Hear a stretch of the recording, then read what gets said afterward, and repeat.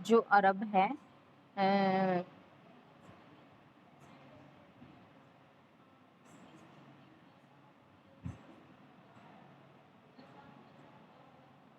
अरब का बेटे जो अरब है वो अरबों का द्वीप जिसका नाम इस क्षेत्र के निवासी से पुकारते हैं, और एशिया महाद्वीप के दक्षिण पश्चिम में स्थित है ये।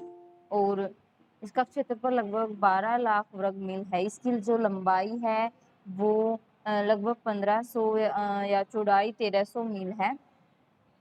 भूमध्य सागर, लाल सागर, अरब समुंदर तथा फ्रांस की खाड़ी से तीन तरह से ये घिरा हुआ है। उत्तर में सीरिया का रेगिस्तान, दक्षिण में हिंद महासागर, पूर्व में भारत की खाड़ी, पश्चिम में लगातार लाल सागर स्थित है। इस प्रकार अरब का सारा प्रायद्वीप सूखे पठार, रेतीले मैदानों से भरा है। यहाँ निरंतर शुष्क हवा बहती रहती है। ग्रीष्म ऋतु में यहाँ लोगों के लिए अत्यंत कष्टदायक जीवन हो जाता है। आज की अरब प्रायद्वीप का काफी विकास हो गया, और अपनी तेल संपदा के चलते आज अरब का जो समस्त प्रदेश है वो काफी अंतर्राष्ट्रीय महत्व उसका बढ़ गया है। किंतु इस्लाम के अभ्युदय के पूर्व इसकी स्थिति सर्वदा भिन्न थी। वैसे तो ऐतिहासिक दृष्टि से प्राचीन काल से ही अरब महत्वपूर्ण रहा। पश्चिम इतिहास में इसकी जो एशिया है उसकी स्थिति विश्व का सबसे बड़ा यह प्रायद्वीप और अनेक सभ्यताओं, धर्मों तथा जातियों की उद्गम भूमि रहा है। अनेक रेगिस्तानी या फिर इसकी रेगिस्तानी भूमि है वो अनेक सेमेटिक जातियां निकलकर इसमें समय समय पर पड़ोसी देशों के इतिहास में नए अध्याय जोड़ती रहती है। प्राचीन काल से ही मेसोपोटामिया में कुछ कोटि की सभ्यता के जन्मदाता यही थे, और इस प्रकार से एमोराइट, एसीरियन, फिनिशियन, यहूदी तथा अर्मेनियन जातियों का उद्गम स्थान भी अरब प्रायद्वीप ही था। स्पष्ट है कि जो प्राचीन काल है उसमें रख रखाव या प्रायद्वीप का काफी ऐतिहासिक महत्व था, किंतु बाद में चलकर इसका महत्व बढ़ता चला गया और 6वीं शताब्दी तक इस प्रायद्वीप का कुछ भी महत्व नहीं रह गया था। जैसा है कि अरब का जो सारा प्रायद्वीप है वो सूखे पठार हैं, रेतीले मैदानों से भरा हुआ है। कहीं भी हरियाली हमें दिखाई नहीं पड़ेगी, और यहाँ औसत वर्षा है जो वो 5 से 10 इंच तक होती है। और यहाँ समुद्र के तटवर्ती क्षेत्र या रेगिस्तान के बीच बीच में सादल स्थल दृष्टिगोचर अवश्य होते हैं। और दक्षिण अरब में क्या है कि समय समय पर पर्याप्त वर्षा होती रहती है। इस कारण प्राचीन काल से ही वहाँ व्यवस्थित ढंग से खेती होती रहती है। यहाँ प्राचीन सभ्यताओं के कुछ अवशेष भी मिले हैं। ऐसे क्षेत्रों कहीं भी कृषि कार्य असंभव सा लगता है, मतलब कृषि नहीं की जा सकती। नेक्स्ट है हमारा जो अरब लोग हैं वो सेमेटिक जाति के हैं। अरब लोग सेमेटिक जाति के हैं और 6वीं सदी में अधिकांश अरबवासी खानाबदोश का जीवन व्यतीत करते थे। इससे बद्दू कहकर पुकारा जाता था। इस्लाम के अभ्युदय के विकास था विस्तार में अरब प्रायद्वीप की जो भौगोलिक स्थिति है वहाँ यहाँ के निवासियों और विशेष रूप से बद्दुओं का योगदान बड़ा ही महत्वपूर्ण माना जाता है। प्राचीन अरब के प्रसिद्ध राज्यों में 4 उल्लेखनीय थे: असाबा, मईन, हजर, मो तथा काताबान। इनमें से प्रथम 3 का उल्लेख ओल्ड टेस्टामेंट में भी किया गया है। यद्यपि इस्लाम के अभ्युदय के काफी पहले ही एक भाषा के आधार पर अरब एक जातीय देश बन गया था, किंतु दक्षिणी तथा उत्तरी अरबवासियों में जातीय अंतर मुस्लिम काल में भी बहुत समय तक यह बना रहा। आज भी अरब बहुत कुछ पहले के समान ही है, और संपूर्ण प्रायद्वीप बंजर रेगिस्तान के रूप में भी पड़ा हुआ है। जलवायु की शुष्कता अब भी विद्यमान है। आप लोग घूमने गए होंगे, आपने देखा होगा रेगिस्तान हमारे जिस तरह से हमारे राजस्थान में है रेतीला भूमि, रेतीली भूमि, रेत, उसी तरह से अरब में भी इस तरह का ही है, और लोगों के रहन-सहन पर भी अभी भी पुरानी जो छाप है वो अभी भी मौजूद है। कृषि पैदावारों में भी उन्नति हुई। उसके बाद समय-समय के दौरान वैज्ञानिक पद्धति ने भी जन्म लिया। अरबों की जो आर्थिक है और सामाजिक और राजनीतिक जीवन में भी अनेक उथल-पुथल हुए। अरब भी अन्य देशों की तरह युग की घटनाओं से प्रभावित हुआ, और प्रदेश के नेताओं ने भी अरब वासियों के जीवन को नए सांचे में डालने के प्रयास भी किए। आंतरिक परिवर्तन तथा विदेशी प्रभाव के चलते लोगों के रहन-सहन में भी परिवर्तन आए, अज्ञानता का नाश हुआ और अरब के लोग अब जागरूक हो गए थे। 20वीं सदी में आकर अरब का जो महत्व है वो बढ़ गया, और आज समस्त अरब प्रदेश अंतर्राष्ट्रीय राजनीति में न सिर्फ चर्चा का विषय बना हुआ है, बल्कि विश्व राजनीति में भी प्रमुख भाग लेने लगा है। इस्लाम के अभ्युदय के पूर्व अरब की जो स्थिति है वो अज्ञानता का काल, यद्यपि किसी भी देश के इतिहास के निर्माण में वहाँ की जनता का महत्वपूर्ण हाथ होता है, किंतु अनिवार्य रूप से उन्हें एक ऐसे व्यक्ति की आवश्यकता होती है जो उनका सफल नेतृत्व कर सके। बहुत हद तक ऐसे ही व्यक्ति देश के जीवन में क्रांतिकारी परिवर्तन लाते हैं। एक राष्ट्र के रूप में अरब का जन्म तथा एक धर्म राजनीतिक संस्कृति के रूप में इस्लाम की स्थापना सही अर्थ में पूछा जाए तो यह पैगंबर मोहम्मद की ही देन है, कि मोहम्मद साहब ने इस्लाम से ही अर्थ में पूछा जाए तो इसने बहुत ही महत्वपूर्ण योगदान दिया, और मोहम्मद साहब ने इस्लाम की स्थापना करके अरब के इतिहास में एक क्रांतिकारी मोड़ भी लाया, और अपने उपदेशों तथा कृतियों के द्वारा भी अरब तथा वहाँ की जनता को ऐसे चौराहों पर लाकर खड़ा कर दिया था जिसके सभी रास्ते उन्नति और समृद्धि की ओर अग्रसर थे। उनके द्वारा निर्दिष्ट और मार्ग पर चलकर अरब के लोगों ने अपना सतुलित विकास किया, और एक धर्म तथा राजनीति के रूप में इस्लाम के झंडे को विश्व के कोने-कोने में फहराया। साथ ही एक नई सभ्यता को भी जन्म दिया जिसे हम इस्लामी सभ्यता के नाम से जानते हैं। मोहम्मद साहब का जो जन्म है वो इस्लाम का उदय और अरब के इतिहास की सीमा चिन्ह है, और इस्लाम के जन्म के पूर्व अरब की जो स्थिति थी वो सभी दृष्टिकोणों से दयनीय की जा सकती है, और इस काल में सभी दृष्टि से अरब के लोग अत्यंत पिछड़े हुए थे। उनकी जो सामाजिक है, आर्थिक, धार्मिक, राजनीतिक अवस्था नितांत असंगठित थी, अस्त-व्यस्त थी। सभ्यता, संस्कृति आदि से उनका दूर का संबंध भी नहीं था। मतलब कहने का ये है कि सारा अरब अंधकार में डूबा हुआ था, अज्ञानता का जो साम्राज्य है वो छाया हुआ था, और ऐसी स्थिति में अगर अरब के इतिहासकारों ने इस युग को जाहिलिया काल कहकर पुकारा है। इसकी आगे करेंगे हम सामाजिक स्थिति कि अरब वासियों को जो सामाजिक जीवन है वो बहुत अंश में देश की रेगिस्तानी स्थिति से प्रभावित था। सचमुच ही अरबों के जीवन और मरुभूमि में कोई खास अंतर नहीं था। अरबों की जातीय व्यवस्था, रहन-सहन और उनका जो आवास है, खान-पान है, आमोद-प्रमोद सभी मतलब मरुभूमि के समान सूक्ष्म, आडंबरहीन और कठोर थे। मतलब उनका जीवन कष्टों से भरा भी हुआ था, और मतलब इतनी सुख सुविधा उनको प्राप्त नहीं थी। इस्लाम के आगमन के पूर्व अरब के जो समाज में दो वर्ग के लोग थे, बद्दू तथा शहरी लोग। बद्दू गुमक्कड़ जिसको हम बोल सकते हैं, घुमक्कड़ लोग वो जाति घुमक्कड़ जाति के असभ्य और बर्बर लोग, मतलब उनको रहने खाने का मतलब इतना पता नहीं होता था बुद्धू लोगों को। वो इधर से उधर मतलब भटकते रहते थे, वो उनका जो स्थान है वो स्थिर नहीं था। जैसे हम खाना बदोश कहते हैं अपनी पुरानी सभ्यता को लेकर कि खाना बदोश क्या होते थे, वो भी इधर से उधर चले जाते थे, और इसी तरह से अरब सभ्यता में भी आप देखोगे कि जो बद्दू है वो घुमक्कड़ है, वो एक जगह स्थिर नहीं है, वो बर्बर लोग हैं, और रेगिस्तान की गर्म जलवायु ने उसके शरीर को शक्तिशाली बना दिया है। शुष्क वातावरण के कारण बचपन की अवस्था ही बद्दुओं में प्रौढ़ता आ जाती थी, और मरुभूमि की अनुवर्ता उनके जीवन को कठोर बना देते, उनमें शक्ति और दृढ़ता होती थी।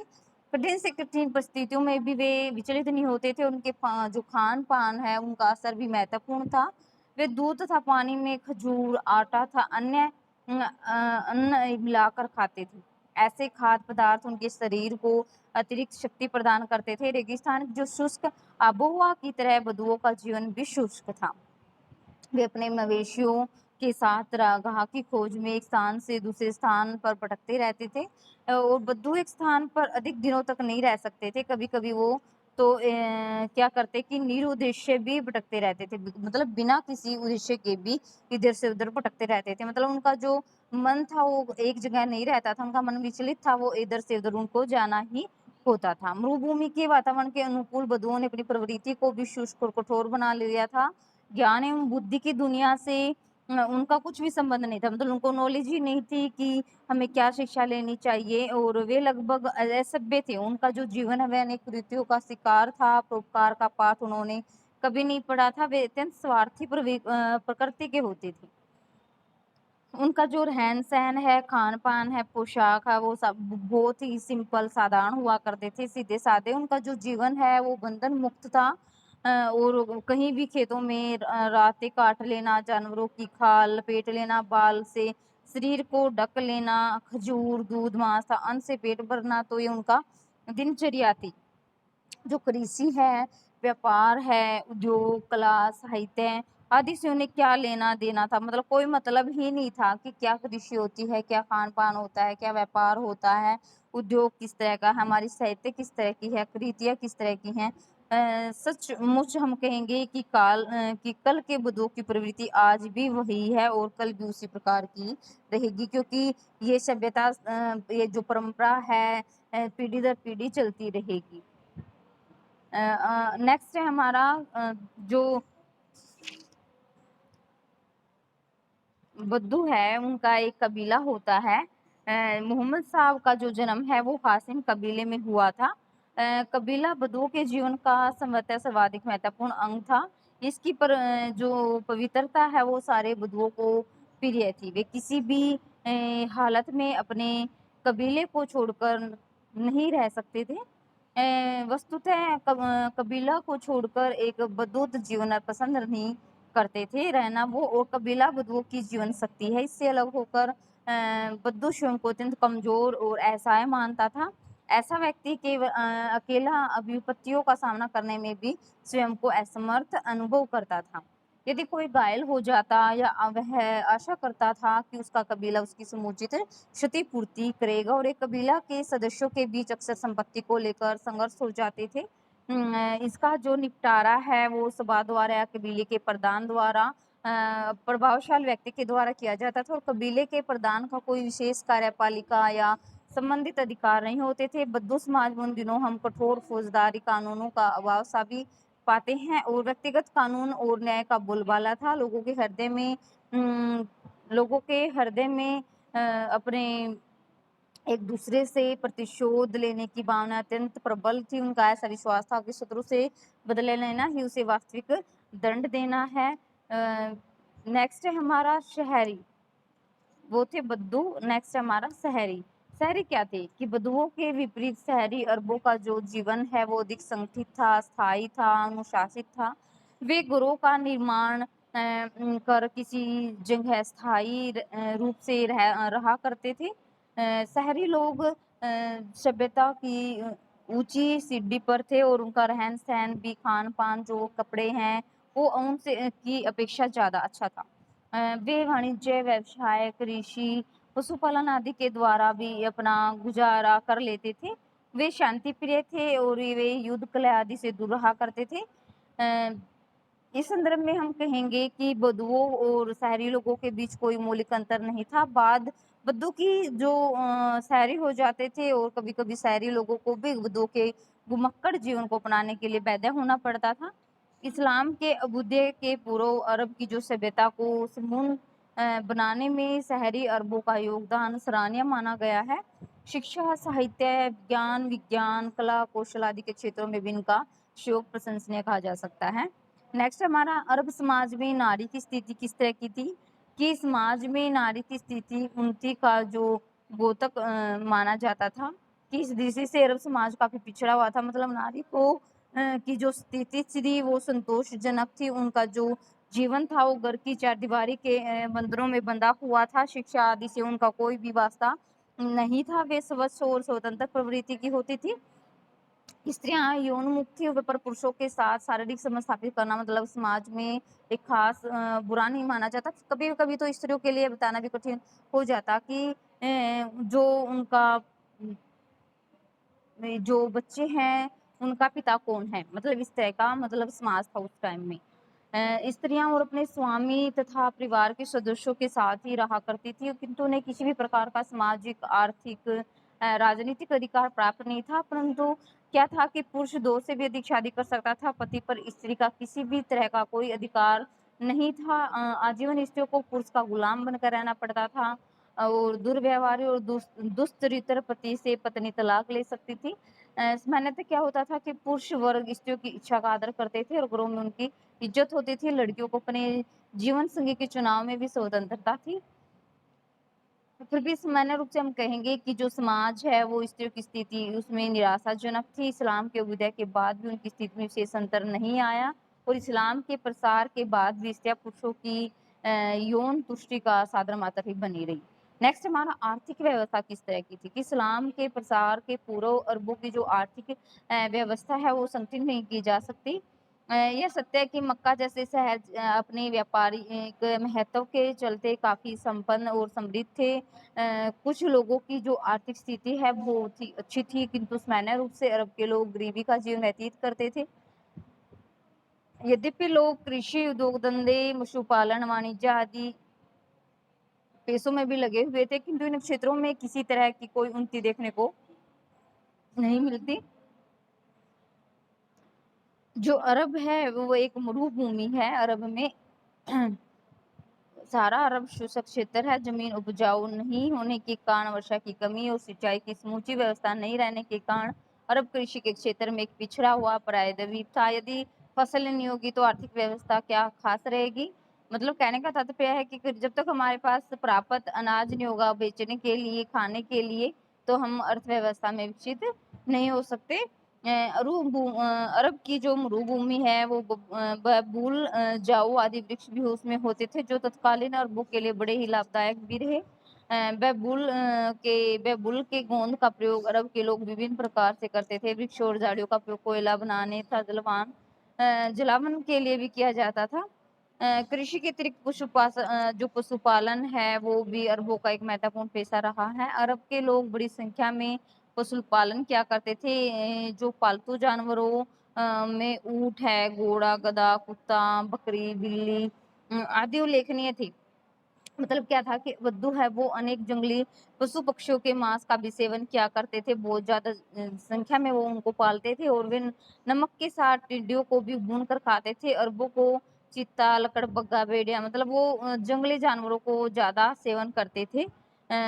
अरब के लोग क्या था कि बाज, उल्लू, गिद्ध है, कबूतर, बुलबुल आदि पक्षियों से भी वो बहुत ज्यादा परिचित थे।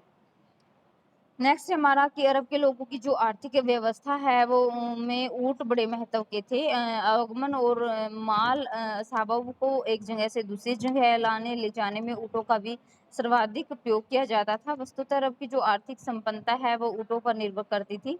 खलीफा उमर ने ऊँटों को बड़ा ही महत्वपूर्ण मानते हुए कहा कि ऊँटों की संख्या में वृद्धि से ही अरब उन्नति करता है। ऊँट लोगों की संपन्नता के सूचक और विनिमय के साधन होते हैं। ऊँट के महत्व को देखकर ही सारे अरब के लोग अधिक से अधिक संख्या में ऊँट पालते थे। इस काल में सारा जो अरब है वो ऊँटों का तथा उनकी अच्छी नस्ल का केंद्र बन गया था। अब क्या है कि ऐमान के ऊँट उन दिनों विश्व प्रसिद्ध माने जाते थे। ऊँट का व्यापार भी अत्यंत समुन्नत था और उससे अरब वासियों को ज्यादा से ज्यादा लाभ प्राप्त होता था।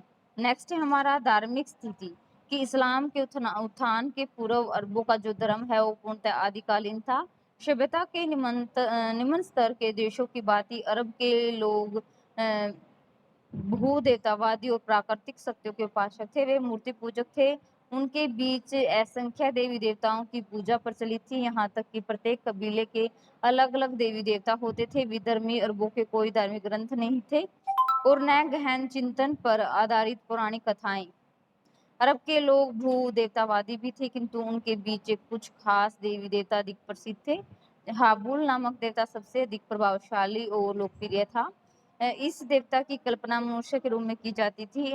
हेजाज के लोग अल्लाह की 3 पुत्रियों अल अज्जा, अल लत और अल मना की इबादत बड़े ही आदर, विश्वास और श्रद्धा के साथ किया करते थे।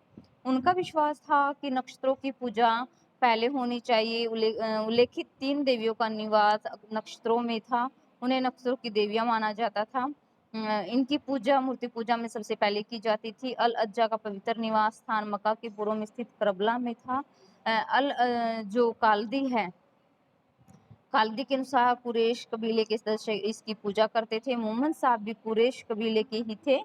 कहते हैं कि युवावस्था में ही उन्होंने मसीहा बनने के पूर्व अल अज्जा के सम्मान में बलि चढ़ाई थी। लोगों को कहना है कि मानव बलि से यह देवी विशेष रूप से प्रसन्न होती थी। नेक्स्ट है कि जो इस्लाम है, इस्लाम में केवल अल्लाह पर विश्वास प्रकट किया गया है। अल्लाह का जो अस्तित्व है वो इस्लाम के पूर्व अरब में है। अल्लाह की पूजा मक्का में की जाती थी। इस्लाम के उत्थान के 5 शताब्दियां पूर्व भी इस देवता की कल्पना अरब में वर्तमान थी। सफा के अभिलेख में अल्लाह नामक देवता का भी वर्णन किया गया है। उनके पिता का नाम अब्दुल्ला के अंत में अल्लाह शब्द का प्रयोग हम पाते हैं। इस्लाम के अबूदय के बाद इस देवता का सबसे अधिक प्रभाव बढ़ गया था। सिर्फ अल्लाह का अस्तित्व ही अरबी देवी देवताओं में बच गया था। इस अज्ञानता के युग में 2 अन्य देवताओं का उल्लेख भी है, नज्जर तथा अवफ, गिद्ध और एक बड़ी चिड़िया। अरब के लोग इनकी भी पूजा करते थे। नेक्स्ट है हमारा भाषा और साहित्य कि अरबवासी इस्लाम के उत्थान के पूर्व सभ्यता और संस्कृति की दौड़ में पीछे रहे, किंतु साहित्य के प्रति उनका लगाव है वो सतुत्य कहा जा सकता है। अरबी साहित्य ने जिस सीमा तक अरबवासियों के मस्तिष्क को उद्वेलित किया, संभवतः वैसा किसी भी साहित्य ने अपने लोगों को के लिए नहीं किया। अरबों ने उल्लेखनीय कला का विकास नहीं किया, किंतु उनकी कलात्मक प्रकृति की अभिव्यक्ति उनके साहित्य में देखने को मिलती है।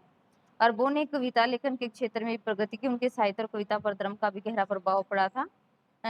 अरब की जो आरंभिक कविताओं का संकलन इस्लाम के अभ्युदय के बाद ही किया गया था। अरबी कविता का प्रारंभ है जो भविष्य वक्ताओं और ऊंट चालकों के द्वारा भी किया गया था। नेक्स्ट हमारा राजनीतिक स्थिति।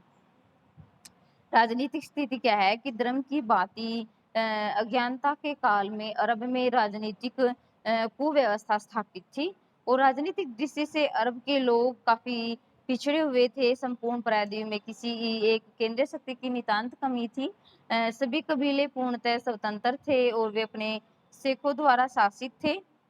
लोगों में जो राजनीतिक चेतना है, सूझबूझ की कमी थी। बुद्धुओं का जीवन सारे बंधनों और नियमों से मुक्त था। जहाँ शहरों के लोगों में कुछ राजनीतिक सूझबूझ अवश्य थी, किंतु इसका अरब की राजनीति में कोई विशेष महत्व नहीं था।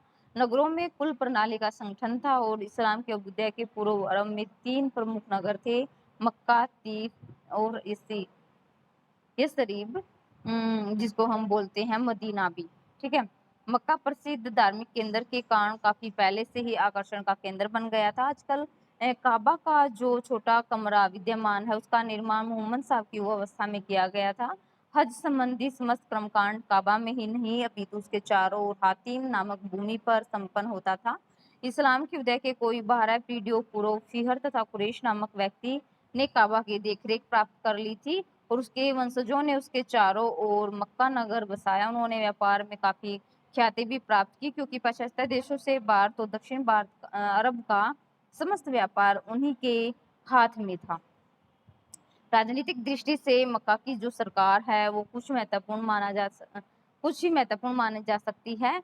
जैसे कि मक्का की सरकार भी पूर्णतः संगठित नहीं थी, किंतु यहाँ कबीलों के प्रधानों ने एक विशेष समिति का निर्माण कर रखा था जो सरकार के कार्यों में सहायता करती थी। अरब के लोग अनेकों कबीलों में संगठित थे। प्रत्येक कबीले का राजनीतिक दृष्टि से स्वतंत्र अस्तित्व था।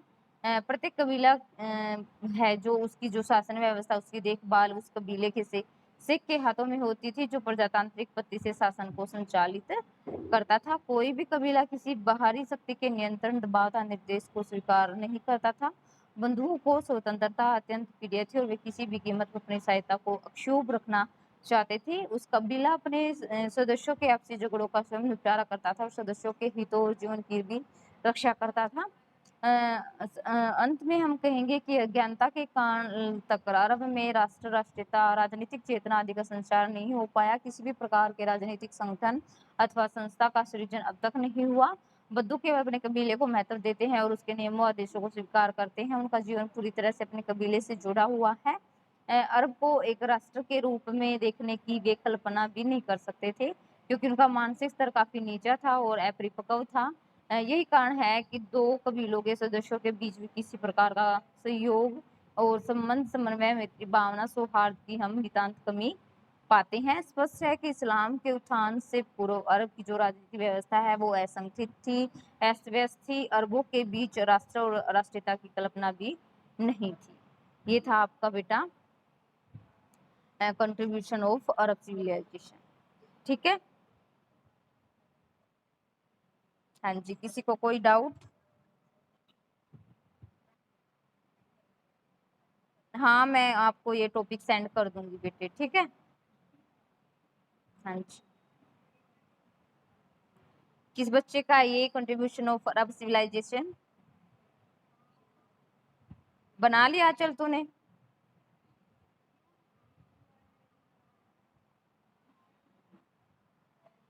हम्म,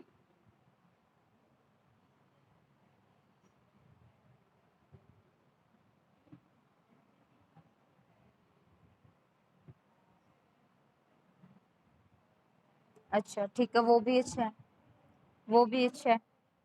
हाँ, वो भी अच्छा है, बट आप ये भी कर सकते हो, इसकी जो राजनीति जो सब एक एक क्वेश्चन ही पूरा मिला जुला कर सकते हो। प्लीज किसी के माइक ऑन है और टीवी की आवाज आ रही है बेटा, प्लीज। आप जो मैंने करवाया है अभी, ये भी उसमें आप एक पूरा एक क्वेश्चन बन सकता है, चार बनाने की जरूरत नहीं पड़ेगी आपको। उनकी मतलब राजनीतिक स्थिति, आर्थिक स्थिति, सामाजिक स्थिति, उनका रहन सहन, खान पान, मतलब इसमें सारे पॉइंट एक में डाल सकते हो आप। उनका कला में क्या योगदान था, साहित्य में क्या योगदान था, किस तरह से पहले थे वो, किस तरह से बाद में चेंज हो गए, इस तरह का। चलो कोई नहीं, ये भी अच्छा है, ठीक है।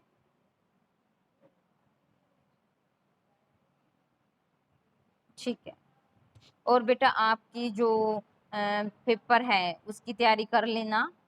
मैंने भेजा था जो आपको फर्स्ट सेम का साइंस एंड टेक्नोलॉजी। हाँ बेटे, कॉलेज में ही होंगे। हाँ जी,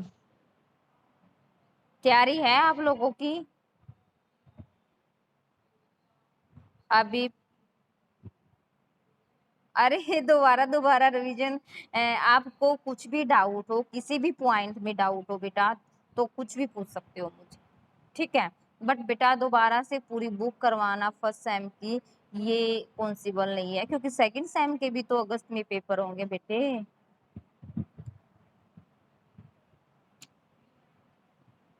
2-3 दिन दे दूं?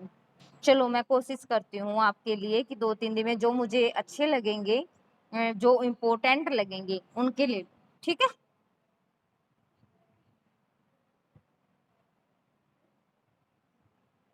चलो मैं कोशिश करती हूँ। हाँ, लगवा रखा है मैंने। हम्म। मैं ये कह रही हूँ, जिस जिस क्वेश्चन में ज्यादा पॉइंट बने हुए हैं, ठीक है, वही क्वेश्चन याद करना।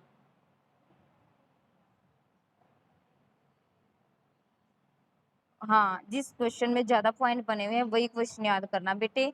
पॉइंटों से ही मार्क्स मिलेंगे, देखो, ठीक है। ये भी नहीं है मतलब आपके कम से कम 15-16 पॉइंट होंगे तो बहुत अच्छा रहेगा, बहुत अच्छे मार्क्स मिल जाएंगे आपको, ठीक है। यदि किसी में 10 पॉइंट है, 12 पॉइंट है, तो हम उसको बढ़ा भी नहीं सकते, ठीक है। वो भी बहुत है हमारे लिए, हम पर उसकी भूमिका और निष्कर्ष भी बहुत अच्छे से लिखना पड़ेगा हमें, ठीक है। हाँ जी, किसी को कोई डाउट है, कुछ पूछना है और? कोई भी क्वेरी हो बेटा बेझिझक पूछा करो, बोलो।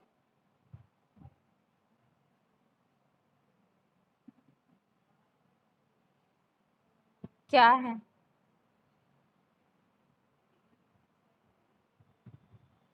अरे वो बेटा आपका, आपके पास नोट्स है ना, उसमें है बिल्कुल बहुत ही अच्छी तरह से, और मैंने टेस्ट भी शायद लिया हो आप लोगों का।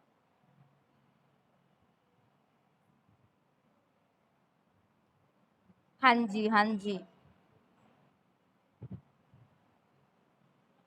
मैंने एक दिन पहले भी बताया था आपको यही वाला, कि आपके नोट्स में है।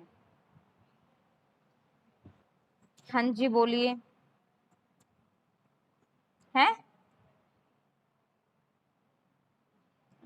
सामंतवाद वाला आपको करवाया तो हुआ है मैंने, सामंतवाद वाला आपके उसमें है नोट्स में बेटे।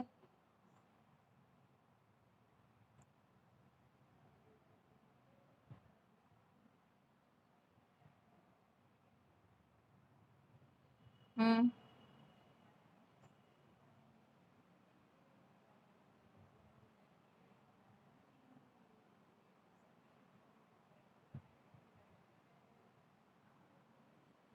चलो मैं कोशिश करूंगी बेटा आपको ढूंढ के देने की, मैं ढूंढ के दूंगी, ठीक है, तब तक मत बनाना आप।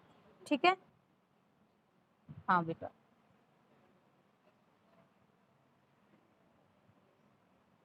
अच्छा अच्छा।